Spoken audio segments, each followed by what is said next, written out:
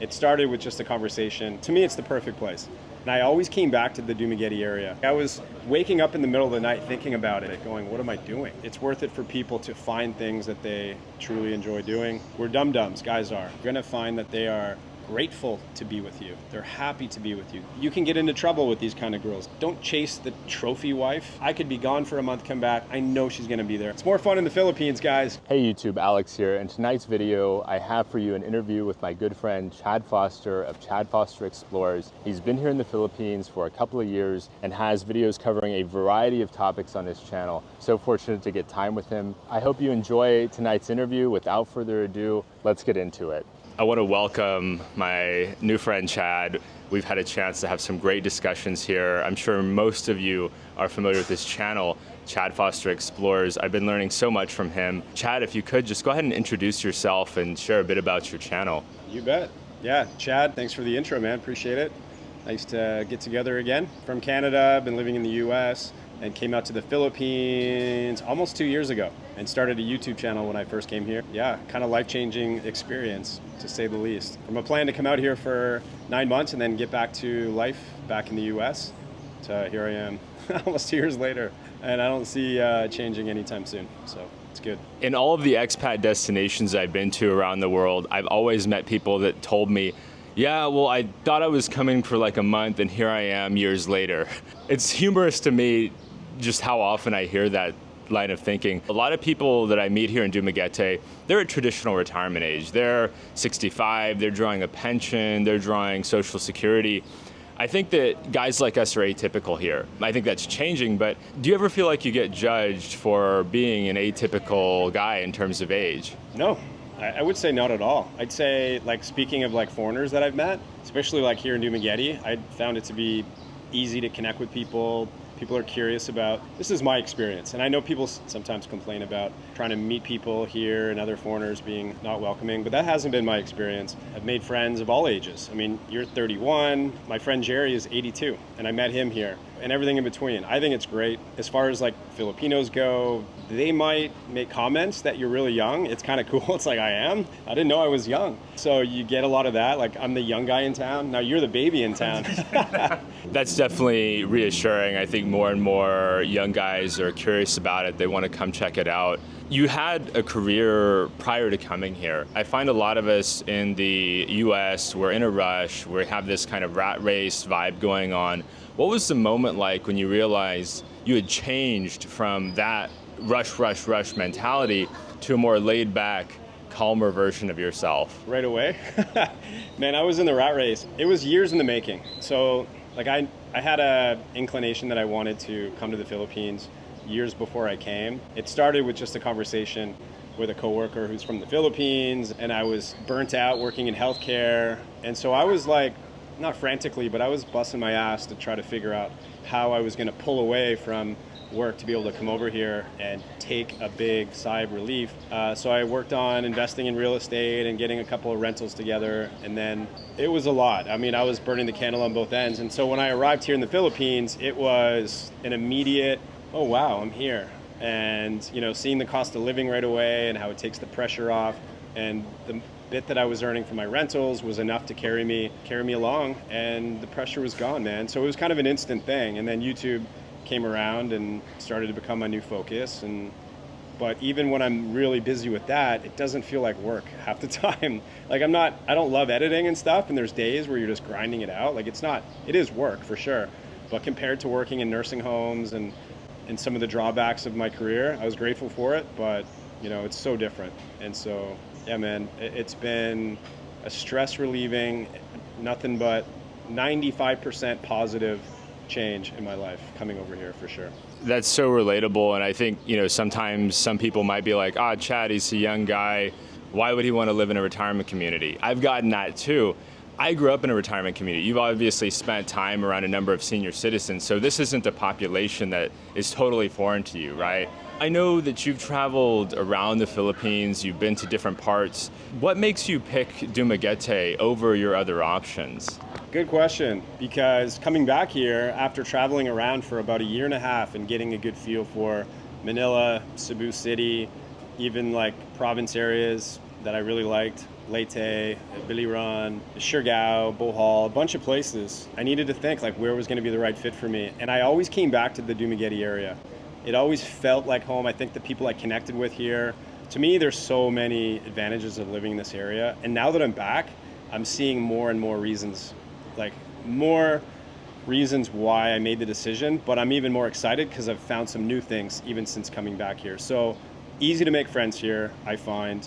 I'm a nature lover. I love exploring. I love getting on my scooter and heading up into the jungle. It's got amazing waterfalls, hiking. Dumaguete has everything that a city, for me, that I would need in the city for shopping or just whatever. There's restaurants. The boulevard's pretty cool.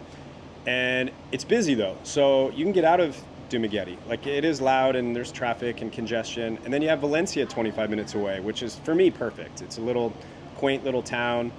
It's the backyard there's incredible. That's your jungle backyard. And then you roll down the hill, or if you're in Dumaguete, you roll down the coast and you have Darwin and you have snorkeling and reef. And there's day trips galore. There's so many gems. There's good food. And the more time you spend here and you meet people that introduce you to a new restaurant, if you love ethnic food, there's food from all over the world here. It's good Filipino food too. Food has always been an issue for me when I'm out in the province. So I needed to live in a place where I had access to, like, in my opinion, good food. And Dumaguete has so many good options. Same with Valencia and Darwin, good coffee shops. It's got everything. And then it's got the airport. It's got a ferry port. So you can go in any direction. It's easy to travel from. It's central. Honestly, to me, it's the perfect place. So yeah, the drawbacks are minimal for this area. So yeah, I could go on and on about honestly why I like this area. I feel the same way about Dumaguete. I've been to several different parts of the Philippines, and it's like, I felt like the three little bears. This one's too this, and this one's not enough of this, and here it's everything. I've got the food, I've got the transportation. If I want to go on a vacation from my vacation, I can do that. That's so interesting. I could go on and on also about how much I like it here. You mentioned that you originally planned to come for 9 months. Can you share a bit on what that moment was like when you decided, I don't want to just stay here for 9 months. I like it so much. This is my life now. Yeah, okay. So, I had many moments during my first 9 months here where, I didn't want it to end. I wanted to keep exploring. I had a date in mind that I wanted to go back and see my family and go back to my place in Florida and check on it. I also wanted to go back and save some money. So, I was doing the YouTube, but not a lot of money coming in, and I was spending more than I was making. So I wanted to go back and work for a little bit. I was going to move back into one of my places in Florida, get back into the rehab scene and start saving. So it hit me the hardest and the most recognizable about 4 weeks after returning to my life. And I was playing options. I was getting everything lined up to go back to work. I was like awake at night. Like I was waking up in the middle of the night thinking about it, going, what am I doing? I'm just dreaming about getting back to Philippines and continuing on that adventure and continuing to explore and figure out what kind of a life can I set up there. And so at that 4 week point, I made the decision to take a leap of faith. And rather than, I'm not recommending it, but I had the rental income, but rather than going back to work and saving, I'm like, I'm just gonna focus on YouTube and really put my efforts into it and try to turn it into more of a job, more of a business, and take it serious to where I can hopefully earn enough to make it my new career, my new job, plus my rentals. And that's what I did. I came back and things started to pick up more and more, and it seems to be trending in the right direction. So, yeah. So Chad, I know you've been here in the Philippines for a couple of years now, and I think that has given you a deeper understanding of the culture and the lifestyle. How has Dumaguete changed since you first arrived here? Some of that could be your perception and some of that could be the reality.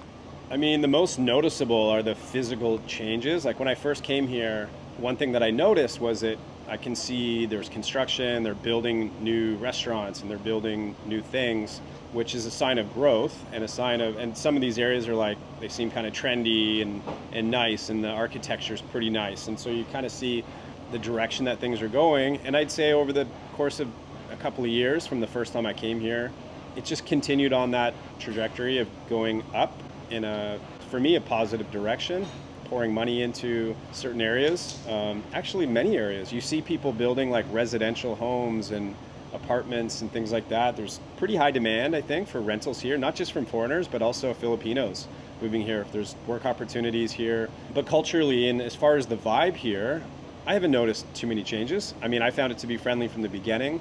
Like you mentioned before, there's a pretty big retirement community here, and I think the vibe with amongst retired guys is pretty chill. Like, they're done with the rat race. They're here to relax and enjoy. So that's kind of the vibe you pick up on. Filipino people are naturally pretty chill, and it's not a huge city, so it's not like a Manila vibe where it can be a little rat racy in Manila, right? It can be a typical big city. So you're not getting that. Pace is still relatively slow here. So the changes here are more just development. I'm noticing new restaurants and new buildings, maybe more people moving in, probably more foreigners. I've noticed more younger foreigners. I was at the gym the other day, and the gym was primarily, there was a few guys like in their 30s, a couple guys in their 40s. I'm in my 40s, and I'm like, what is going on? Where am I? Yeah, this is a gym closer to Valencia. And so it seems like there's a younger crew coming in here. I didn't get all their stories, but maybe they're digital nomads. I don't know if some of them are early retired. I'm not sure. There's changes like that, but not in a bad way. For me, in a good way. There's new restaurants that I've found that I love. So it's like, that's cool. That's a good change. Opening up this new gym that I started going to, that's a good change. Fixing things up. There's a lot of cool spots here, man, and I like the direction it's going in for sure. I absolutely agree. There's this optimistic vibe in town. There's this sense that tomorrow is going to be better than today. I think that's so important for us as younger expats, our mental well-being, right? We just have this sense, man, things are really happening here. That's how I feel when I come to Dumaguete, in spite of the fact that it's known for being a place people go to chill out.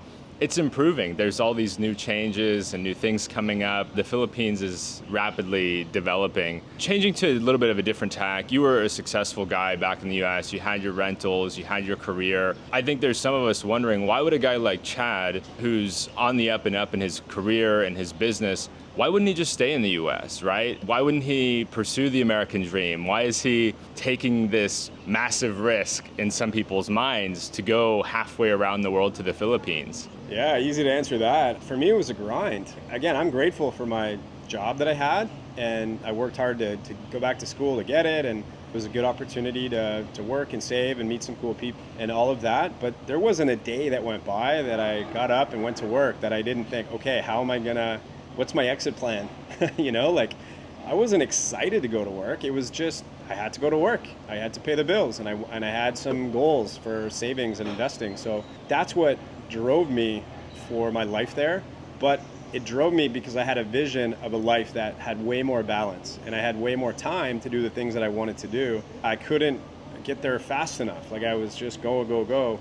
So I can get to a place, and coming to a place where the cost of living gets cut in, you know, way more than half, man, that frees up a lot of time, and it allowed me to try something different. It allowed me to try YouTube and see if I can earn money doing something I enjoy more, something that I get up and I'm excited to dive in and like be creative and meet new people. And I love it way more. It's not like it's easy, and I still have a long way to go to make it like what I want as far as income or whatever, but I love it. I'm excited.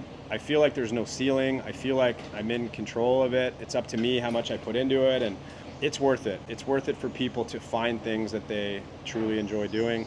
There's a rat race here. There's a lot of Filipinos that are hustling to try to earn, but because you come here earning US dollars, it allows you, like we're lucky to have an opportunity. If you can retire here and have the income, or if you're working, earning foreign dollars, all of a sudden you're at this unique advantage, and it creates a lifestyle opportunity here that's unbelievable. It's awesome. Absolutely. I think that's such a great point, that there's this mindset shift. I think a lot of younger guys, they're looking at social media, they're seeing some of these influencers living these, I'll use a southern word here, highfalutin lifestyles, where they went from nothing to now they're driving a fancy car and they've got the home in the nice neighborhood, but it's still a grind. They don't own their time. Their time is already decided for because they have to make those payments. What can you share in terms of a mindset shift for the younger guys who, they see that stuff, they're not thinking about their financial freedom. They're not thinking about, hey, I want to be like Chad and own some rental properties where I can just jet off. I can go move to Southeast Asia, Latin America. Can you speak to the mindset shift that maybe you went through, and maybe you never had that mindset shift. Maybe that was something from a young age you cultivated this, I want to pursue financial freedom. Yeah, so I wouldn't say it was at a young age. It hit me a little bit later. So I went through a period of wanting the things, I remember having this old car that cost me like $1,000. And then I put a stereo system in it that cost more than the car. And my family was like, what are you doing? Like, I think I was like delivering pizzas or something and like saving my money to buy a stupid stereo system. I was just so into music at the time. And they're like, that's the dumbest, investment ever. Like, what are you doing? Working so hard to put that money into. And I remember like the feeling of like guilt. I forget, there's a term for it. Like when you spend a bunch of money and then you feel like so dumb for basically doing that. And I remember like returning all of it and losing some of the, like there was a return fee and then the labor to install it. And I remember going, this was the dumbest thing ever. Over time, I started to recognize more and more, you don't get a lot of happiness out of things, right? Out of like material things. And also, I'm not happy when I'm grinding and just work all the time. And you feel like you don't have time to enjoy, you don't have the time to do things that you want to do. And you don't really have time to even enjoy the things that you spend the money on. I was even like fussing over dumb material things, when you're working on your house, you're caught up in the keep up with the Joneses. What's the latest craze? What's the latest countertop material? And things like that. And I remember like spending weeks going to different places and just worrying about like what freaking countertops I'm gonna get, where it really didn't matter that much. I mean, you definitely can get more rent for a nicer place, but my point is, it doesn't have to be like, I was so picky about all this stupid stuff, right? And I, over time, saw this vision of myself having more time and more freedom.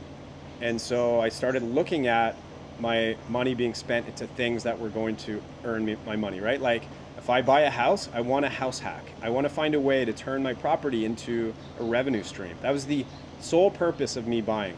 I could have bought something totally different, a big house, I could afford the mortgage payment, but I wouldn't be able to earn anything from it. So my whole point was, is there a rental option here? Does it have a garage that I can convert into an apartment? And in my case, it was like a double lot. And my vision was fix up this fixer-upper, refinance it, and then build like a guest house and rent it out. I got lucky. I got lucky with the market and the timing, and bought when it was low, and then everything went up and interest rates were low. But my thinking again was, I want to turn this into an opportunity for me to find freedom and find financial freedom, find happiness. It's just been that way ever since. And coming here, you can sort of balance the financial freedom and savings, but also have a high quality of life because of the cost of living. That's why this makes sense for me. I do like those things. I like comfort. I like certain nice things. It doesn't have to be fancy. I don't need marble floors and staying at palaces. I don't need anything like that, but comfortable and certain things that maybe I'm used to. And I can afford it here. I can find the right balance for me, where I have the time, the freedom. I recommend everyone to stop chasing those material things. Like you said in the question or the intro to this topic, happiness does not come from obtaining goods and keeping up with the Joneses and buying a depreciating asset. It's a fancy car. You love the car when you drive it for the first few days, but after a few weeks, it's just a freaking car. It gets dirty, you gotta wash it.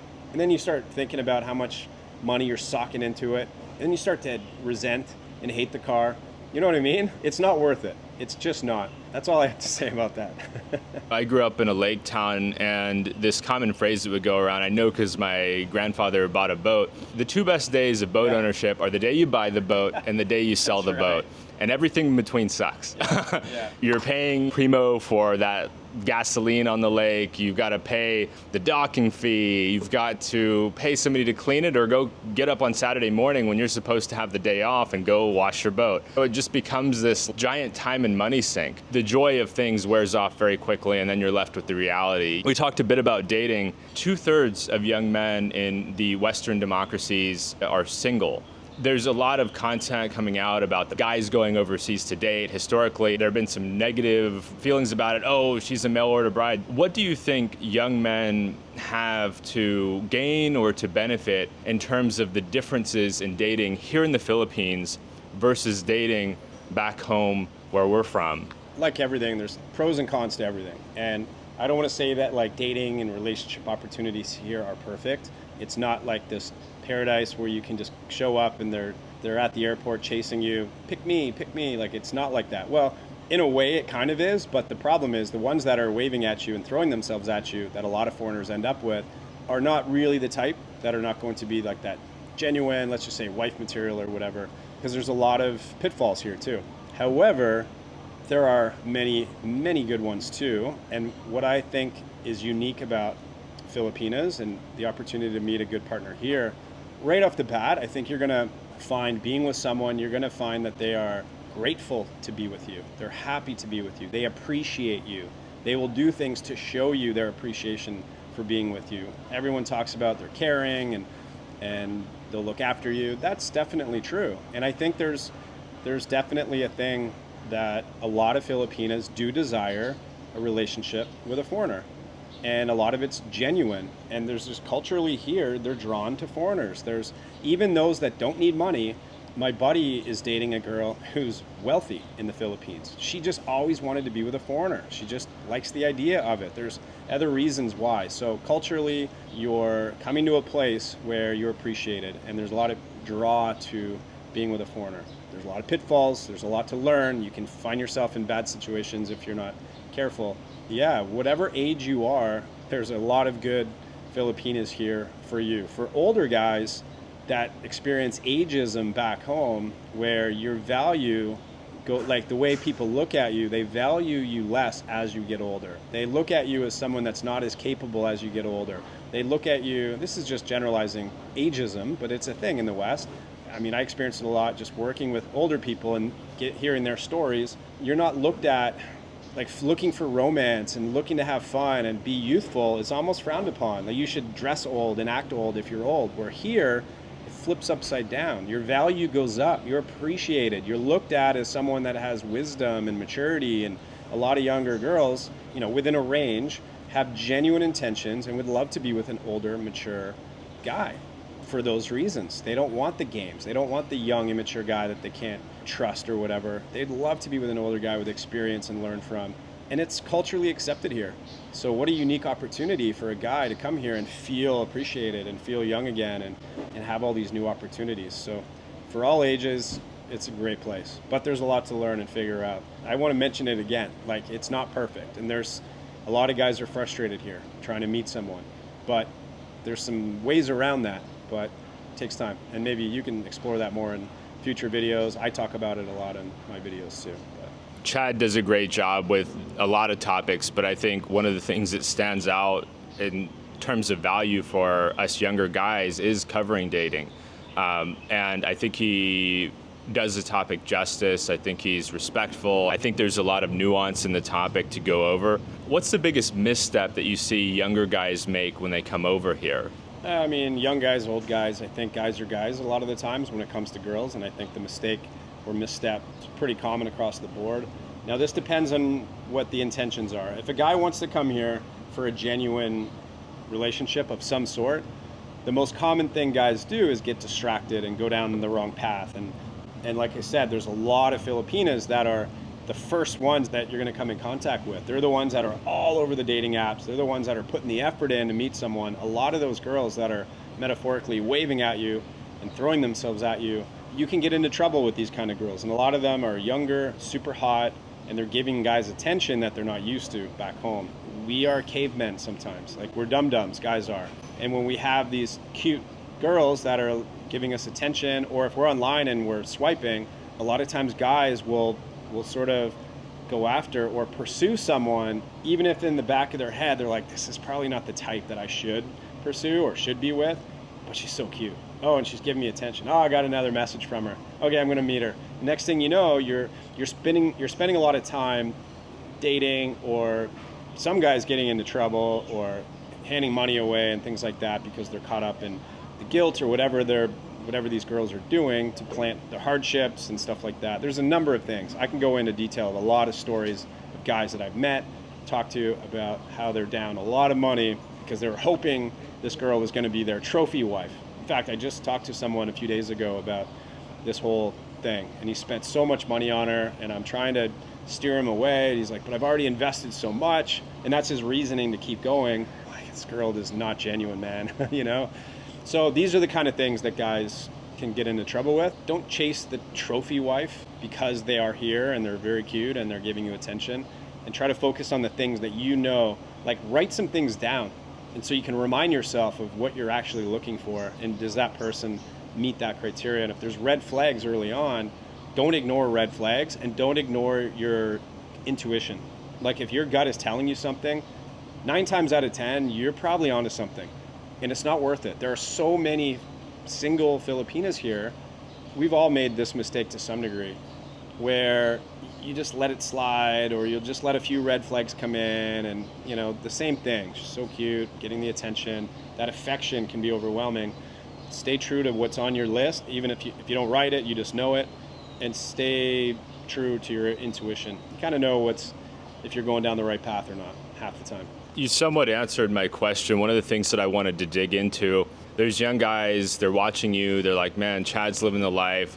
I can't wait to get over there. I'm gonna find my girlfriend on day one. They feel lonely. What insight can you share for them to kind of steer them toward mindfulness such that they don't immediately start sending half their paycheck to a woman they've never met? They don't, get engaged a week after landing. What can you kind of share with them to say, yeah, look, I get it, I've been there, I've been lonely back home. Don't make a major mistake based on your experiences to date. Well, set strict guidelines for yourself and stay true to them. Don't feel desperate, even though that you're having no luck back home. You're coming to a place where, I hate to say it, well, I don't hate to say it, you're the catch. Like most guys are a catch here, assuming you're a good guy and you're not someone with whatever bad intentions, or there's a lot of maybe not great guys here too. But if you're just a good guy, it doesn't matter if you're considered nerdy back home, if you're considered not great looking, or you don't have good style. It doesn't really matter here. I think the good girls, I know the good girls here, they don't really care about that much. They do care about someone who's going to treat them well, respectfully, understand cultural differences, appreciate them, be open to, like, they're often family people, things like that. If you're a good person and you're honest and you treat someone well, you can find yourself with a girl that you would never dream of being with. But you have to stay true to that. You have to have faith in yourself and your ability, and not come with this feeling of desperation. A lot of guys do that, and they're like, man, I haven't had this attention. I don't think I'm going to get another girl like this. And they'll just jump in with that first cute girl that gives them attention. So just know that you are the catch here, and just be a good person. Be very strict with yourself. Know what you're looking for, and don't steer away from the things that you are really looking for in a relationship. I don't know. There's more that I think I was going to answer. I already forgot. No worries. We do want to be mindful of your time. Tagging on that, a lot of guys are thinking, why would a girl that looks like that want to be with me? And you touched on that a little bit earlier, talking about the responsibility, the maturity. I know that you have friends that have found successful, committed relationships, and you probably had a chance to talk to their girlfriends or wives. Could you share a bit about what those girlfriends or wives have said to you? Is there a common thread among the good ones? I often feel like with difficult relationships, they're bad in many different ways. With good relationships, they all seem to have some of the same factors over and over again. So what are those things that the partners or wives of your friends have mentioned, hey, I really like this about my husband, or I really like this about my boyfriend who's come here from Australia or the United States or Canada? Yeah, without a doubt, there's a common thread. When it comes to like finances, not a single one of all the guys that I've met that are in good relationships, married or serious relationships, not one of them ever place burden on them, like some sort of, the hardship, I'm going to need some money, can you help me? None of them have done that. So right off the bat, I think you need to be super strict about if you're getting any of that, even like after dating for a little while, if they're then starting to place that burden on you in any way and make you feel bad to try to get some financial help, whether it's them or the family, if you get any weird vibes about, oh, there's a foreigner in the family, we can gain from this. If you're getting that vibe in any way, turn the other way. It's not worth it, because every single wife or girlfriend that I've met that's with a good guy that I know, it's never happened. Not at all. Not at all. In fact, a lot of them will do the opposite, and they'll try to find ways to help support the cause of, saving money, or hey, let's not eat out, let's cook, I'll make something, or talking about like building wealth together. Like, how can I help you with what you're working on? Mike and Janet, I like using them as a couple, as Power an couple. example. I love them. I love both of them. Janet is such a sweet, caring person. She has sort of bolted on to Mike in this wonderful way, and it's helped her so much too, where she wants to be a part of his life adventure and his YouTube channel, and she's learned so much, and now she's doing her own channel and streaming. And it doesn't mean that has to be the thing for you, but the fact that she's really supported him in his cause. He says things like, I could literally leave, like she has access to everything that I own. I could be gone for a month, come back. I know she's going to be there. I know no money will be taken. He feels so much trust and so comfortable with her. You need to feel that in a relationship. And that's where I get back to the intuition. Like if you don't feel that, if something seems off, don't even bother. Do not bother, because all of the guys that I've met, they've never had that feeling. They feel the opposite. They constantly are reassured by their partner. Never any even little lies. Like, I don't know, maybe there's dumb white lies. I don't know, but they're very honest. Let me just put it that way. They're very honest people. They all say the level of integrity is so high.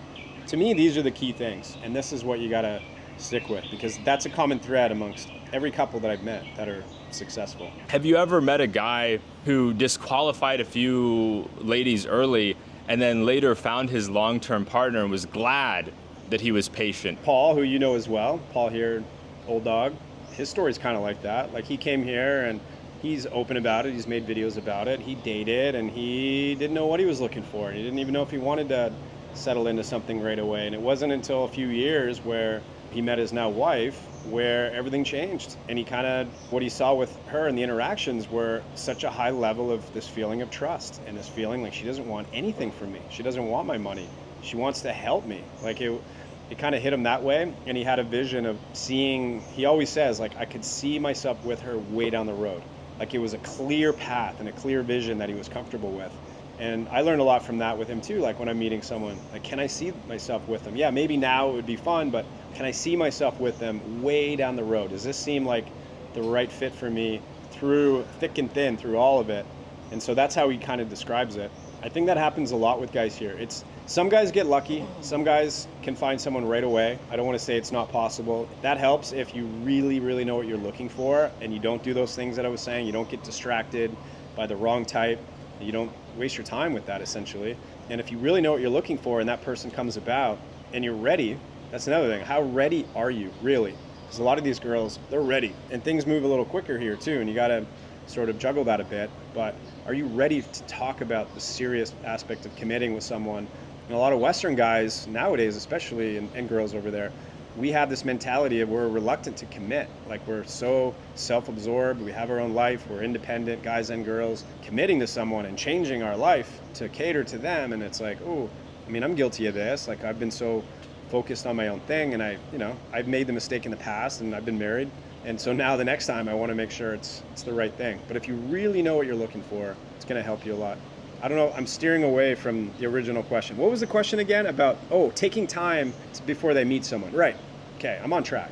Like, another guy, I don't know Gio that well, but Gio's story is similar, right? Like, he was here for a while and he had different girlfriends. It's a story that I understand in a nutshell. And now he's married, and it took him a while to find that person. I think there's a lot of other similar stories like that. And it could just be you go through this period of discovery and figuring it out for your own sake. What are you looking for? What do you want out of life and is the relationship? It's timing, and it's being ready, knowing what you're looking for. It's different for everybody. That's so powerful, what you mentioned about being ready for commitment. Part of it's just learning, right? If we've been single for 5-10 years, we may have totally forgot what it's like to be in a relationship. We may have totally forgot, wow, I need to consider the other person's perspective. I need to be prepared to, hey, they might want to go spend time with their family. Am I okay with that? Where back home, family is just not top of mind for a lot of people. It's there for some people. I'm not going to say it doesn't exist at all, but for most of the people I know back home, work is the number one priority. Friendship and relationship is number two. Family is probably a distant third for a lot of people back home. Unfortunately, that's just, I think, just kind of the way modern society is. Chad, I can't thank you enough today. You've been so generous with your time and your perspective. You have a lot of nuance. I say patience is number one in the Philippines. Number two is nuance. It's not this is good and this is bad. It's really trying to find that gray area. I do want to give you the final word, and feel free to plug your channel again. It's everybody who's not yet subscribed should go and subscribe to Chad Foster Explores. But yeah, final word over to you, Chad. Oh, just thanks for doing this with me, man. It's great. I love your channel too and your content. We talked about this before. So you guys that are subscribed, if you're not, subscribe to his channel and stay tuned for more. I know your channel's going in the right direction, man. It's pretty awesome. And yeah, if anyone wants to come to my channel, Chad Foster Explores, I would be grateful for that, and check it out. Hopefully there's some content there that you like. And yeah, man, I kind of living the dream over here, eh? It's great. Life is good. It's more fun in the Philippines, guys. Get your butts over here. Thanks so much, everybody. Please subscribe if you haven't already, and we'll talk to you soon.